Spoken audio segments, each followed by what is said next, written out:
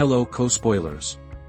Welcome back to another thrilling episode as we dive into the captivating world of movies. Together, we'll uncover new cinematic gems and indulge in the guilty pleasure of wasting our time on things that truly don't matter.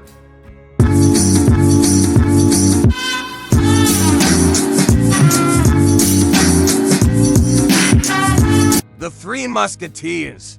D'Artagnan is a fun and exciting historical adventure story that never gets boring. It has lots of action, clever conversations, and beautiful places. It's perfect for people who love watching modern movies. Men in this story have guns and swords, while women have clever ways of hiding things and using their charm. Charles d'Artagnan comes to Paris in 1627 to become a musketeer and serve the king and country. This first part of Martin Bourboulon's fancy project part to coming soon is smartly written, energetically performed, and thoroughly enjoyable. It is expected to do well at the box office. Currently, the movie has been sold in many places, but there are still important English-speaking regions where it hasn't been sold yet.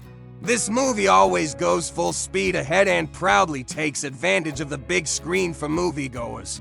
More than 40 movies have been made based on Alexander Dumas' 1844 novel. In these movies, actors like Douglas Fairbanks, Gene Kelly, and Jean-Paul Belmondo have played the role of D'Artagnan. In this show, D'Artagnan is acted by Francois Civil, Athos by Vincent Cassel, Porthos by Pio Marmaille, and Aramis by Roman Duris. D'Artagnan is a hard-working musketeer. Athos is played by Vincent Cassel, Porthos is played by Pio Marmaille, and Aramis is played by Roman Duris.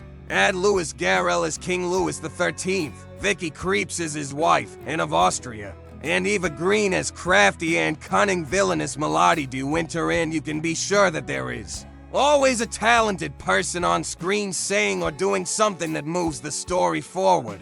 When the movie begins, France has been in a state of peace for some time under King Louis XIII. His brother is getting married soon, but the king's advisors believe they should be preparing for war instead of a fancy wedding. Cardinal Richelieu, played by Eric Ruff, is someone who is regarded as a reliable and knowledgeable advisor. However, there might be reasons to question his trustworthiness in this role. A king doesn't have people he is close to. He has people who obey him and people who don't like him, he explains. The Protestants in La Rochelle, who are loyal to the King of England, are showing indications that they are planning to harm Catholics. However, the French Queen has secretly started a relationship with the Duke of Buckingham. They have very dangerous meetings that use small boats and waiting horses on each side of the English Channel. The Queen gives something to Buckingham as a sign of her love, but then she realizes she needs to get it back quickly. Please feel free to move closer to the edge of your chair. Motivations are reasons why someone would do something. In this case, the motivations are solving a murder, saving a friend who was wrongly accused of a crime, keeping a secret about a member of the royal family that could cause problems, and joining a religious group undercover. These motivations are important and have serious consequences. The playful romantic connection between D'Artagnan and Constance, who is a confident and sharp confidant of the Queen, is both affectionate and suggests a strong sexual attraction. Both men and women typically live each day as if it could be their final day. Nobody ever takes a long time to make a decision. Action is the best way to go, or planning that will lead to action is also good. Everyone's body and brain are ready to go as fast as they can, but it's not tiring to watch. It's enjoyable.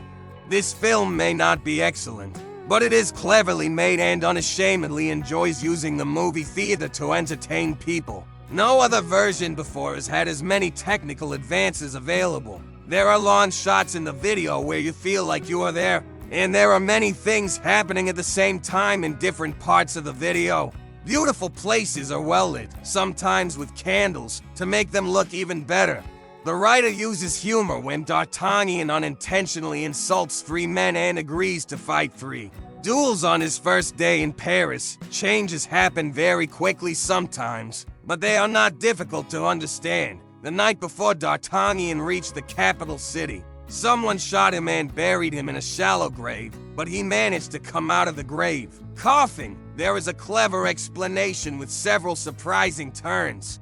D'Artagnan becomes a musketeer quickly because of his bravery and impressive skills. In the exciting conclusion of Part 1, something bad happens to him that will make viewers really want to know what happens next. Milady probably survived because Part 2 is named after her. Even though she had an unpleasant experience in Part 1, we should support any reason to bring Eva Green back to life. Do we really need another version of the Three Musketeers?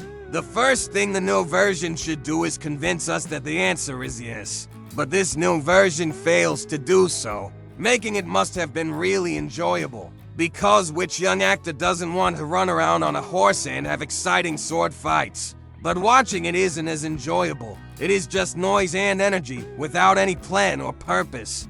The movie uses the same material as previous versions of the story. We find out that the Musketeers promise to protect the king, and that the bad Cardinal Richelieu has broken them up as part of his plan to take over France.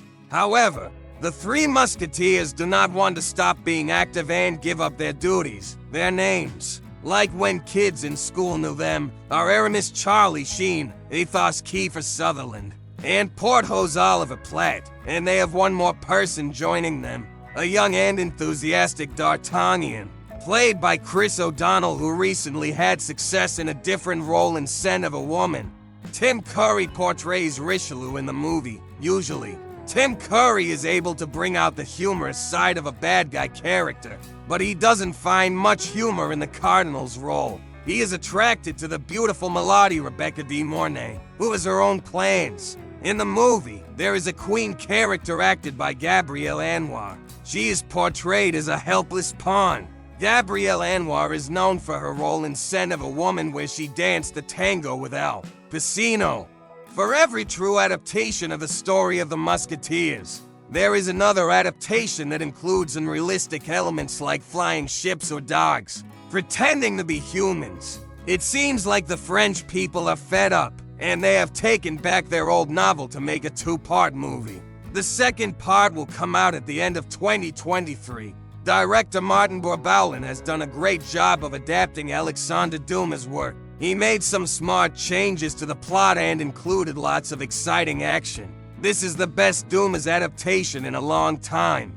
In the year 1627, a young man named D'Artagnan is going to Paris to join a group called the Musketeers. On his way, he unexpectedly comes across a violent fight. This is important because it shows a connection between the Queen, Anne of Austria, and an English minister. Milady and her boss Richelieu are trying to control this connection. D'Artagnan and his new friends need to stop these plans in order to rescue the Queen and King. Louis XIII.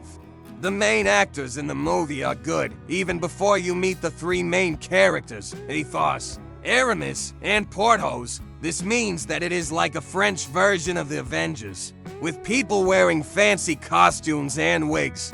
But what really makes it different is how cleverly it is able to adapt. Bourboulin follows Dumas closely for famous scenes like when D'Artagnan first meets his friends, and when Athos's past is revealed, but he is not overly obedient to the original text. He brings up important religious and political concerns to add complexity to the action-packed fight scenes, which are filmed in long continuous shots. This also makes Dumas' daring adventures more relevant to modern times. Thanks for watching our video.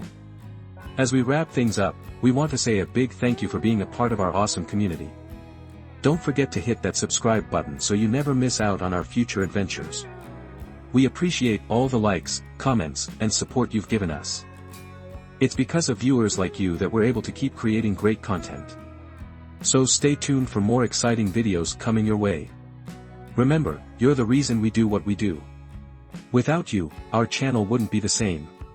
So, until next time, take care, stay awesome, and keep spreading the positivity. See you soon.